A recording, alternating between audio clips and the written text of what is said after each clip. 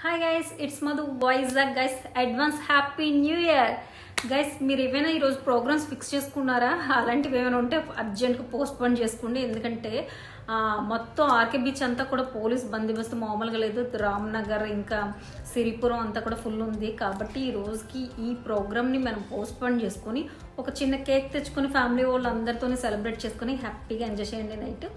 Next day morning Sampath Vinayaka temple or మీకు ఇష్టమైన ఏ దేవుడినైనా సరే ముందు 24 వరకు ఏం జరిగిందో కష్టమైన నష్టమైన మంచైనా చెడైనా పక్కన పెట్టేసి ఇప్పుడైతే బాగా చూడమని ఒకసారి దేవుడిని అయితే స్మరించుకొని అక్కడికి వెళ్ళి సో నెక్స్ట్ మీ ప్రోగ్రామ్స్ ఏవైతే ఉన్నాయో అవి కంటిన్యూ చేయండి. అలాగే ఒక చిన్న మాట పెద్ద మాట అనుకోవద్దు గైస్. ఏంటంటే మీ దగ్గర బాగా డబ్బులు ఉన్నాయనుకోండి, ఎవరికి అప్పు ఇవ్వద్దు.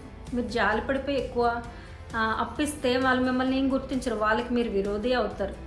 సో తెలుసో తెలియక ఇలాంటి ఏదో పనులు నేను చాలా చేసేసాను. అందుకని నా ఎక్స్పీరియన్స్తో నేను చెప్తున్నాను. నిజంగా మీరు దయామయులు అయితే ఇవ్వాలనే ఆలోచన ఉంటే అడుక్కున్న వాళ్ళకి, పేదవాళ్ళకి, చాలా ఇబ్బందులు పడుతున్న వాళ్ళకి ఇచ్చేసి తిరిగి ఆశించవద్దు.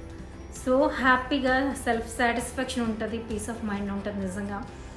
సో మనం దేవుడి దగ్గరికి వెళ్ళి 10 సార్లు పడి మొక్కి కొబ్బరికాయలు కొట్టేసినా దేవుడు మనకి ఎలాంటి ఇది ఇవ్వరు. కాబట్టి మన స్వార్థం ఏంటంటే దేవుడికి ఒక కొబ్బరికాయ కట్టేసి బోల్డ్ కోరికలు కోరుకుంటాం, కానీ అవి జరుగుతాయో లేదో తెలియదు, కానీ అలా వెళ్ళిపోతాం అన్నట్టు బ్లైండ్గా. కానీ అది కాదు, మనం ఉన్న ఈ షార్ట్ లైఫ్లో నువ్వేమైనా మంచి చేయాలనుకుంటే ఈ విధంగా చేయండి. అప్పు అయితే మాత్రం ఇవ్వద్దు. నెక్స్ట్ ఎక్కువ డబ్బులు ఉంటే మీరు అనుభవించి మీరు స్ట్రాంగ్ అండ్ హెల్తీగా ఉండేలా చూసుకోండి. మీరు తినగా అంటే మీరు అనుభవించగా మిగిలింది మీ పిల్లలకి ఇవ్వండి. అంతేగాని తరతరాలుగా అలా ఇచ్చుకుంటూ పోయారు అనుకోండి, మీరు అనుభవించరు, మీ పిల్లలు అనుభవించరు, అందరూ అలా వెళ్తారు. లాస్ట్కి ఎవరు అనుభవిస్తారో తెలీదు. అది సద్వినియోగపరుస్తారో దుర్వినియోగపరుస్తారో కూడా మనకు తెలియదు. మనకు పడ్డ కష్టం అంతా కూడా బూడిదలో పోసిన పన్నీర్ అయిపోద్ది. మనమేమో ఓల్డేజ్ హోమ్లో వెళ్తాం, అందరూనేమో మనకి సింపతి చూపిస్తారు. అలాంటి లైఫ్ మనకొద్దు. మన పిల్లలకి ఒకటే ఇవ్వాలన్నమాట. ఏంటి అంటే రేపు పొద్దున వాళ్ళకి ఏదైనా ప్రాబ్లం వస్తే నా పేరెంట్ చాలా స్ట్రాంగ్ అండ్ హెల్దీ, రేపు పొద్దున్న ఏ ప్రాబ్లం అయినా వాళ్ళు సాల్వ్ చేయగలుగుతారు అన్న భరోసాను మనం ఇవ్వాలి. రేపు పొద్దున వాళ్ళ లైఫ్ని చూసే కెపాసిటీ మనకు ఉండాలన్నమాట. మనకి లైఫ్ పైన సంపాదించుకోవాలి. అంటే వాళ్ళ లైఫ్ బాగుందో లేదో కూడా మనం చూడగలగాలి. మన పిల్లల లైఫే మనం చూడలేకపోతే ఈ జనరేషన్లో వేస్ట్ కదా.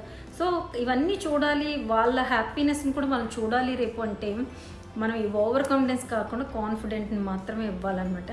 సో ఇదంతా చేయాలంటే ఫస్ట్ మీరు హ్యాపీగా అంటే సేఫ్గా ఉండాలి, హెల్తీగా ఉండాలి, స్ట్రాంగ్గా ఉండాలి.